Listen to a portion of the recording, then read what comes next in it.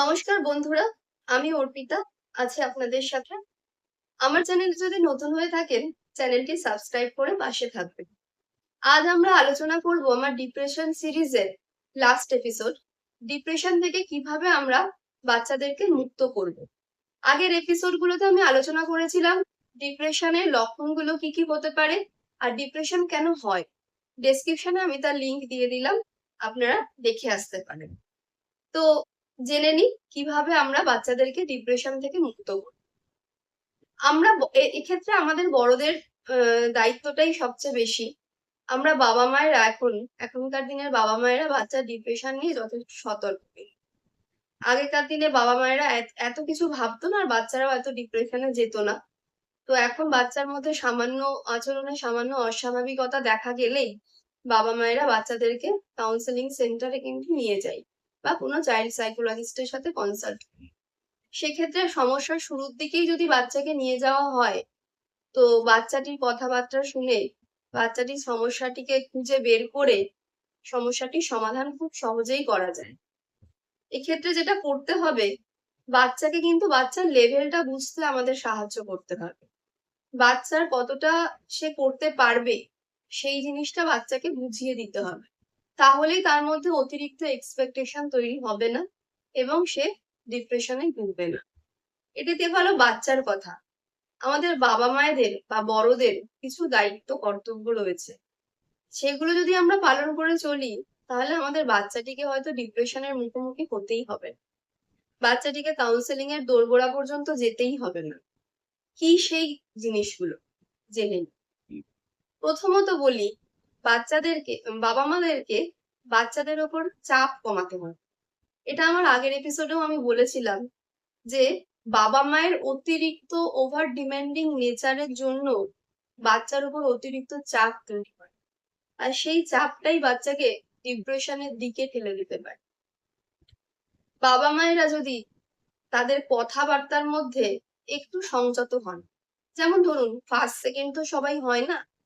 আপনার বাচ্চাটি ধরুন কোনো র্যাঙ্ক করলো না, আর আপনি বাচ্চাটিকে কনস্ট্যান্টলি বলতে থাকলেন, এই তোর দ্বারা কিছু হবে না, তোর ভবিষ্যৎ পুরো অন্ধকার, 99% নাম্বার পাসনি, এরকম ভাবে তুই কোনো ভালো জায়গায় চান্স পাবি না, কিছু করতে পারবি না, এরকম ভাবে যদি আপনি আপনার বাচ্চাকে ডিমোটিভেট করতে থাকেন, তাহলে তো তার মধ্যে হতাশা তৈরি হবেই, স্বাভাবিক ব্যাপার। তো আপনার এই ধরনের মন্তব্যগুলো করা থেকে বিরত থাকুন।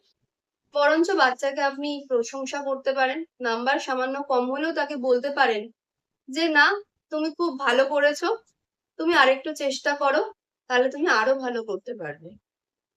এইভাবে আপনি আপনার বাচ্চাকে উৎসাহ যোগাতে পারেন। দ্বিতীয়ত আরেকটি জিনিস বলবো, কিছু কিছু বাবা মা আছেন যে সবার সামনে বাচ্চাকে প্রচন্ড প্রশংসা করে, হয়তো বাচ্চার যে যোগ্যতাটা নেই, যেটা সে যেটাতে সে পারদর্শী নয়, সেই জিনিসটা নিয়েও বাবা মা অন্যান্য লোকজনের সামনে বলেন যে তার বাচ্চা বোধহয় খুব ভালো সেই জিনিসটা পারে। তো তাতে কি হয়, বাচ্চার মধ্যে নিজের সম্পর্কে একটা খুব উচ্চ ধারণা তৈরি হয়, সে নিজের লেভেলটা ঠিক বুঝতে পারে না। আমাদের বাবা মায়েদের কিন্তু এটা কর্তব্য, বাচ্চাকে নিজের লেভেলটা বুঝিয়ে দেয়া। এবার সে যখন নিজের লেভেলটা বুঝতে পারে না, বাবা মায়ের কাছে প্রচন্ড প্রশংসা পাচ্ছে, কিন্তু যখন বাইরের দুনিয়ায় যাচ্ছে তার ততটা যোগ্যতা নেই, সে তখন স্বাভাবিকভাবেই সেই প্রশংসাটা পাচ্ছে না, সেই উৎসাহ সেই জিনিসটা সে বাইরের লোকের কাছে পাচ্ছে না, তখনই সে ভেঙে পড়ছে। এই জিনিসটাও যেন না হয়। তো অতিরিক্ত প্রশংসা করলেও কিন্তু বাচ্চার মধ্যে ডিপ্রেশন দেখা দিতে পারে। তৃতীয় কারণটি বলি, বাচ্চাকে কিন্তু কখনোই আপনারা আপনাদের কেরিয়ারের সাথে গুলিয়ে ফেলবেন না। বাচ্চার পড়াশোনা, বাচ্চার ভবিষ্যৎ, সেটি একটি আলাদা দিক, সেটা যেন আপনার কেরিয়ারের সাথে কোনোভাবেই ম্যাচ করবেন না। কোনোভাবে ধরুন বাচ্চার পড়াশোনা একটু হ্যাম্পার হলো, সেক্ষেত্রে আপনার কেরিয়ারটিও মানে ডিস্টার্বড হবে, সেটা যেন বাচ্চা কোনোভাবেই মনে না করে।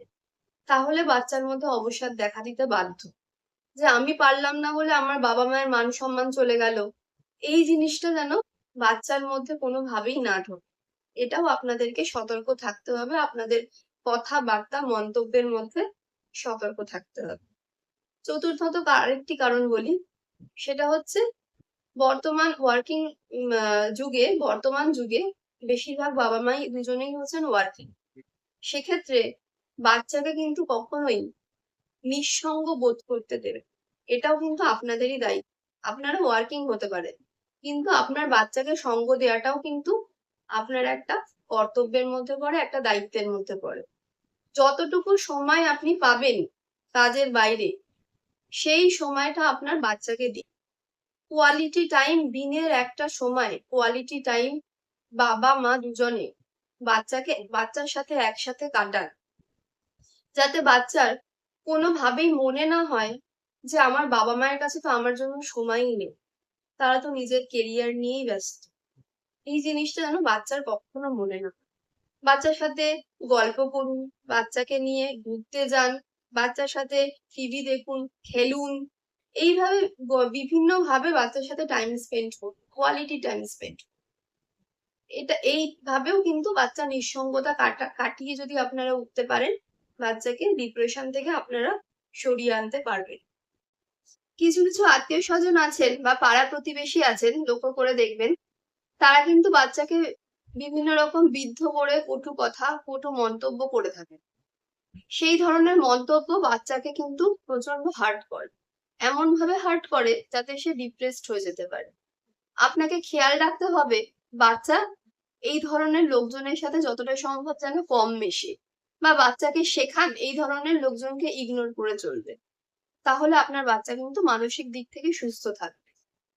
পরের কারণটি বলি, সেটা হচ্ছে আপনার বাচ্চাকে কিন্তু কখনোই তার বন্ধু বান্ধবের সাথে কম্পেয়ার করবেন না। আপনি তো কম্পেয়ার করবেনই না, আর খেয়াল রাখবেন বাচ্চাও যেন নিজেকে বন্ধু বান্ধবের সাথে কম্পেয়ার না করে। কারণ ধরুন তার পাশেই যে ছেলেটি বসে সে হয়তো ফার্স্ট হয়, সবসময় তো টিচার তার প্রশংসা করছেনই স্কুলে ক্লাসে। এবার আপনিও যদি কম্পেয়ার করতে শুরু করেন, তোর পাশে অমুক ও বসে, ও তো ফার্স্ট হয়, তাহলে তুই কেন পারছিস না? বা এই ধরনের কম্প্যারিজন বাচ্চা নিজে যদি করে, মা দেখো ও কত ভালো রেজাল্ট করছে, আমি কেন পারছি না, তাহলে কিন্তু ওর মধ্যে ডিপ্রেশন আসতে বাধ্য। আপনাকেই সেটা খেয়াল রাখতে হবে, তার সাথে কথাবার্তা বলতে হবে যে দেখ, ফার্স্ট সেকেন্ড তো সবাই হয় না। এরকম অনেকেই আছে যারা হয়তো পড়াশোনায় ততটা ভালো নয়, কিন্তু তারা জীবনে অনেক বড় জায়গায় গেছে, অনেক প্রতিষ্ঠিত হয়েছে। তো তোমার অন্য গুণ আছে, অন্য স্কিল আছে, তুমি সেগুলোকে ডেভেলপ করো, তাহলেই তুমি ভালো জায়গায় যেতে পারবে। এইভাবে আপনাকে আপনার সন্তানকে বোঝাতে হবে। আরেকটি কারণ বলি, বাবা মায়েরা নিজেদের মতামত কখনোই কিন্তু বাচ্চার উপর চাপিয়ে দেবেন না। নিজেদের মতামত বলতে এটাই বোঝাতে চাইছি, ধরুন আপনার কোনো জিনিস পছন্দ নয়, সেটা আপনি বাচ্চাকে বুঝিয়ে বলুন যে কেন আপনার সেই জিনিসটা পছন্দ নয়। এরকম ভাবে বলবেন না যে আমার পছন্দ নয় তাই তুমি ওই কাজটা করবে না, আমি বলছি না তাই না। এইভাবে কিন্তু বাচ্চার সাথে কখনোই কথা বলবেন না, তাহলে বাচ্চা তো আপনার কথা শুনবে মানে বুঝবেই না, উল্টে তার মধ্যে একটা জেদ কাজ করবে যে আমার কোনো কথা শোনা হচ্ছে না, বাবা মা যা বলছে সেটাই আমাকে শুনে চলতে হচ্ছে। তো আপনার কথাবার্তা বলার ধরনটা একটু চেঞ্জ করুন, বাচ্চাকে এইভাবে বলুন যে এই জিনিসটা তুমি করো না, এটা করলে কিন্তু তোমার ক্ষতি হয়। বুঝিয়ে বলুন, যুক্তিসম্মত ভাবে বলুন, বাচ্চা নিশ্চয়ই আপনার কথা শুনবে। আর এইভাবে যদি আপনি চলেন, তাহলে আপনার বাচ্চার মনেও বিরূপ ধারণা কিন্তু তৈরি হবে না। বাড়িতে যদি একাধিক ভাই বোন থাকে, সেক্ষেত্রে কিন্তু বাবা মায়ের দায়িত্বটা কিন্তু অনেক বেড়ে যায়। ভাই বোনদের মধ্যে লক্ষ্য রাখবেন যেন প্রতিদ্বন্দ্বিতার সম্পর্ক তৈরি না হয়, তাদের মধ্যে যেন বন্ধুত্বের সম্পর্ক তৈরি হয়। আর সেটা তৈরি করতে হবে আপনাকে। আপনি যদি কনস্ট্যান্ট বেসিসে একজনের সাথে আরেকজনের কম্প্যারিজন করতে থাকেন, তাহলে কিন্তু তাদের মধ্যে প্রতিদ্বন্দ্বিতার পরিবেশটাই তৈরি হবে। তখন তারা একে অপরকে সহ্য করতে পারবে না, তাদের মধ্যে হিংসা কাজ করবে। তো বাবা মায়েরা এই জিনিসটাও একটু খেয়াল রাখবে। আরেকটি কারণ বলি, সেটা হচ্ছে বাবা মায়ের যদি ছাড়াছাড়ি হয়ে যায়, তাহলে কিন্তু বাবা মায়ের দায়িত্বটা আরো বেড়ে যায়। বাচ্চা যার কাছে থাকবে তাকে বাবা এবং মা দুজনের কেয়ারটাই দেওয়ার চেষ্টা করতে হবে। না হলে কিন্তু বাচ্চার মধ্যে একটা হীনমন্যতা তৈরি হয়, যেটা বাচ্চাকে ডিপ্রেশনের দিকে ঠেলে দিতে পারে। সেক্ষেত্রে বাবা মায়ের দায়িত্বটা অনেকটাই বেড়ে যায়। আরো একটা দিক আছে, সেটি হলো বাবা মায়ের ঝগড়া। বাবা মায়ের যদি কনস্ট্যান্ট বেসিসে ঝগড়া হতে থাকে আর বাচ্চা যদি সেটি দেখে বড় হয়, তাহলে বাচ্চার মধ্যে চূড়ান্ত ইনসিকিউরিটি কাজ করে। বাচ্চা গুলিয়ে ফেলে সে কি ডিসিশন নেবে, কারণ বাবার মত একটা মায়ের মত একটা, তার মধ্যে কোনো ডিসিশন নেয়ার ক্যাপাবিলিটি তৈরি হয় না। সেক্ষেত্রে তার কনফিডেন্সের অভাব দেখতে পাওয়া যায়। সেখান থেকে সে বড় হয়ে তার মধ্যে ডিপ্রেশন তৈরি। আরেকটি কারণ হচ্ছে, সেটা হচ্ছে শিক্ষকের ভূমিকা। এটি তো এতক্ষণ ধরে আমি আলোচনা করলাম, সেটা হলো বাবা মায়ের ভূমিকা। বাবা মা কি করতে পারেন বাচ্চাকে ডিপ্রেশনের হাত থেকে রেহাই, মানে ডিপ্রেশন যাতে বাচ্চা না হয় সেটার জন্য বাবা মা কি করতে পারেন, সেই দিকগুলো আমি এতক্ষণ ধরে আলোচনা করলাম। এবার আলোচনা করি শিক্ষকের ভূমিকা। আমাদের বড় হয়ে ওঠার পেছনে কিন্তু শিক্ষকের কিন্তু একটি বড় ভূমিকা থাকে। তো যেহেতু বাচ্চারা স্কুলে অনেকটা সময় কাটায় এবং স্কুলের পরিবেশটাও বাচ্চার জীবনে বেড়ে ওঠার জন্য একটি অত্যন্ত গুরুত্বপূর্ণ পরিবেশ, সেক্ষেত্রে শিক্ষক শিক্ষিকার একটা বড় ভূমিকা থাকে। শিক্ষক শিক্ষিকাকে হতে হবে ধৈর্যশীল। তারা যেন অহেতুক মন্তব্য করে বাচ্চাদের মধ্যে কম্পিটিশন তৈরি না করে, কম্প্যারিজন না করে। শিক্ষক শিক্ষিকার অহেতুক কম্প্যারিজন কিন্তু বাচ্চার মধ্যে ডিপ্রেশন টেনে আনতে পারে। তাই শিক্ষক শিক্ষিকাদের বলবো, এটি তো একটি নোবেল অকুপেশন।